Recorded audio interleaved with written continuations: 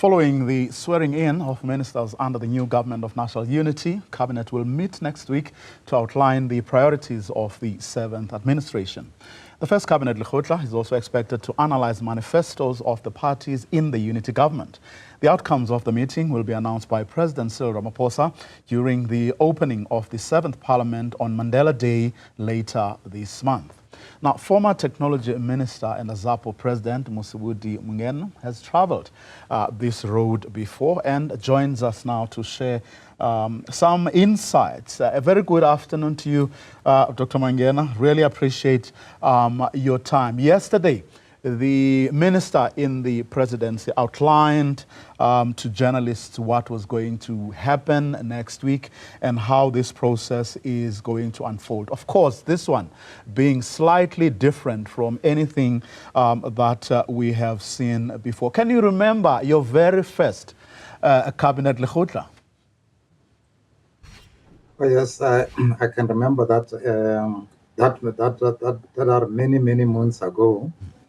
And it is a very involved process and quite exhausting, because sometimes it goes on right into the night, depending on how the issues are ventilated and whether or not the people presiding, usually the president and the deputy president, are satisfied with the reports or the extent of the conversations about the issues on the table. Do you get into the meeting with the agenda already set, or prior to the meeting are your views or opinions canvassed?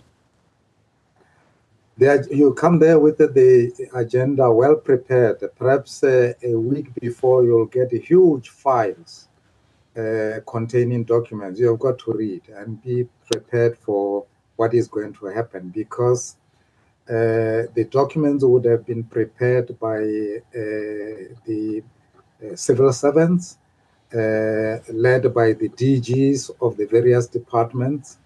First of all, will be the DGs that will come with whatever issues they want to come to. That is at the meetings of DGs.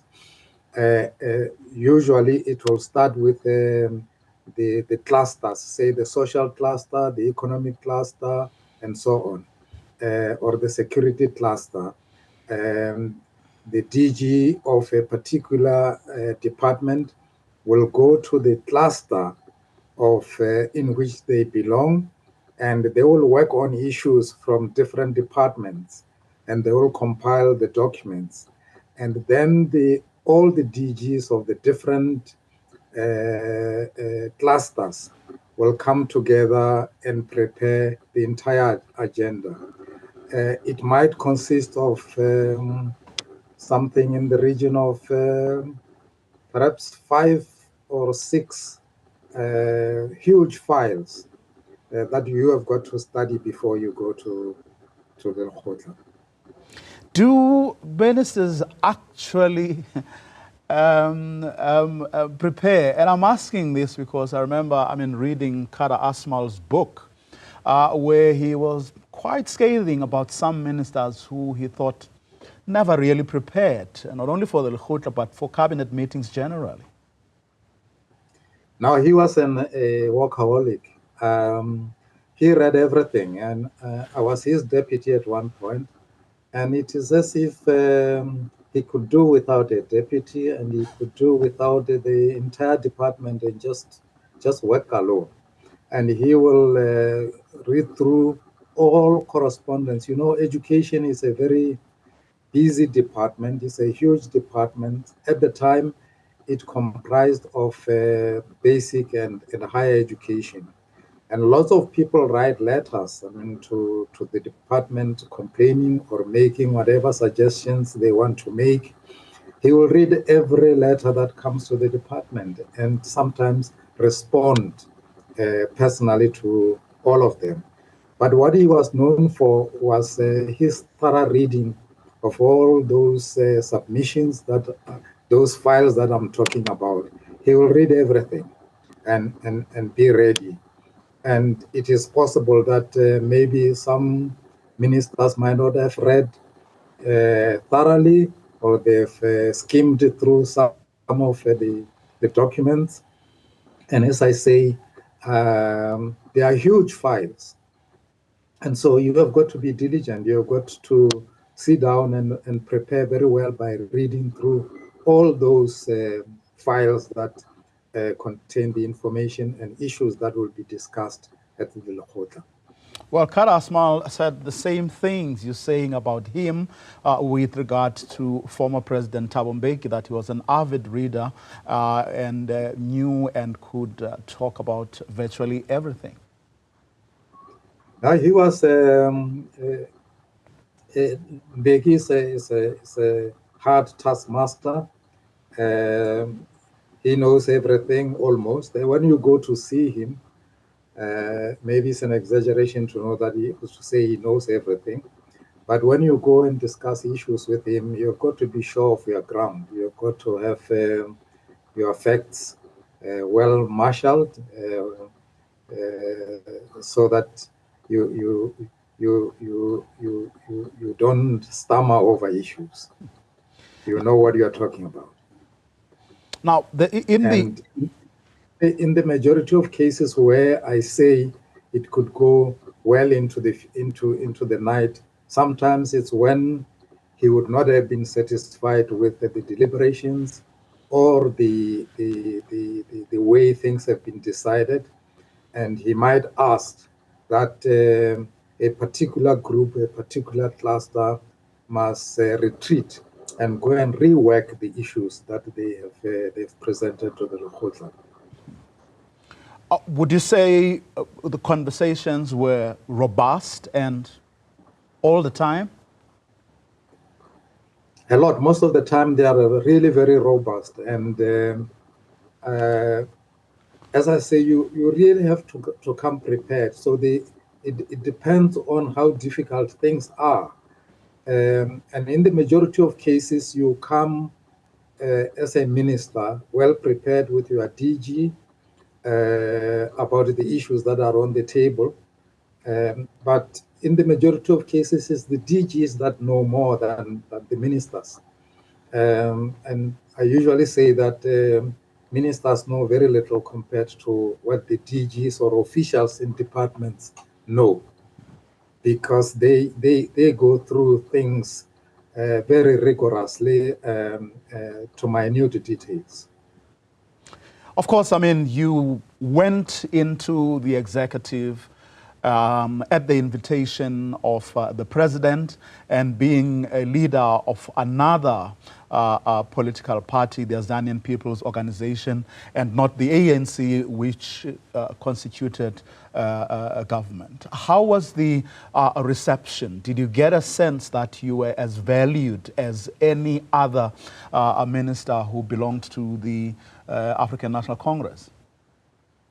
Absolutely, and as you say, I went there invited, and they didn't invite Azapo. They invited me as Mosibudi Mangena, although I'm president of Azapo, and I had to get permission from Azapo to join the executive.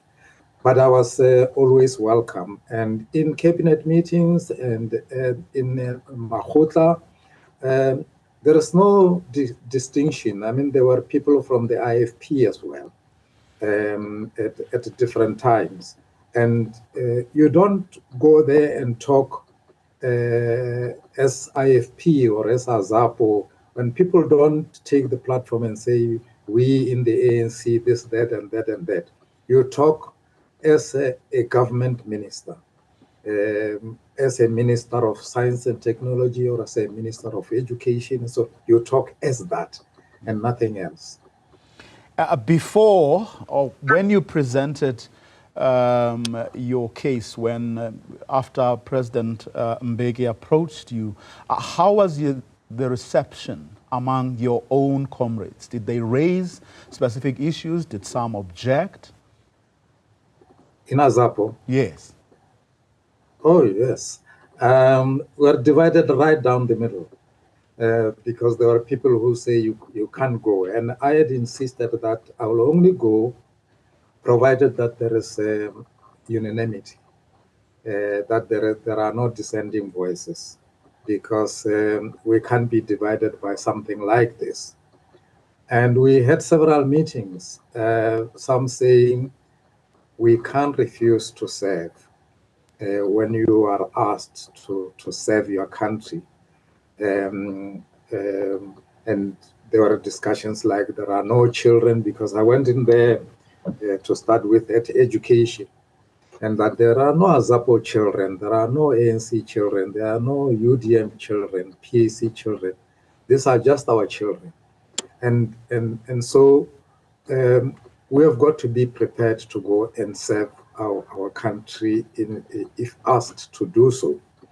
And this insistence by me that I can only go provided there is unanimity went on until people said, in the constitution of Azapo, there is no such clause that decisions are taken only by unanimous decisions.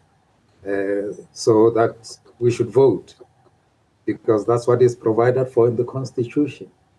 And we voted, and the majority said I should go and serve. And I remember going to see Mbeki at Mahlabandlovu, and it was a Sunday, if I remember well. And I did tell him about this, that, you know, you have created a real big problem for Azapo and so on. And he says, no, I know. Because even in my own organization, I mean, they would have said that there are enough people in the ANC. Why do you go and get this guy who is outside and so on? But he said, you know, it is the majority black people, but particularly Africans, who are at the bottom of the pile in as far as everything is concerned. You talk about land, you talk about housing, you talk about water, you talk about, you know, whatever it is the African component of our population that is in trouble. And it is up to us, as the African leadership, as he puts it, whether we stand there and point fingers at each other and say, I'm bigger than you, I'm cleverer than you, or whatever the case might be, or we can hold hands and try and solve as many problems as possible, holding hands. And so he says, no, that's why he did it. That's why he invited me to come and serve. And then I must say that the reception was in the cabinet itself was warm and welcoming. Now, I would have wanted to ask you what some of the arguments, against from your comrades were, but we have run out of time. But I can't end this conversation without asking you whether you think the situation is going to be different this time around, given the fact that the ANC didn't win a majority. It's actually being forced to, govern with other parties. Do you think that is going to change the dynamic? Yeah, there is a sense in which it is different considering the way I was invited and the way they worked, say, with the IFP. They still had the majority, but now they don't. And the other parties also don't have the majority. But our population have voted the way they have voted. And whether this works or not depends on the majority of political parties and the leaders. And that majority is needed more than ever before, so that we serve our population. The country is in a dire situation, and it requires its political leaders to come to the party in a very big way, in a mature way, in a sober way, and tackle the problems that the country faces for the sake of the country, for the future of our children. Dr. Mosibudi Mangena, let me thank you very much for your time. Really appreciate it.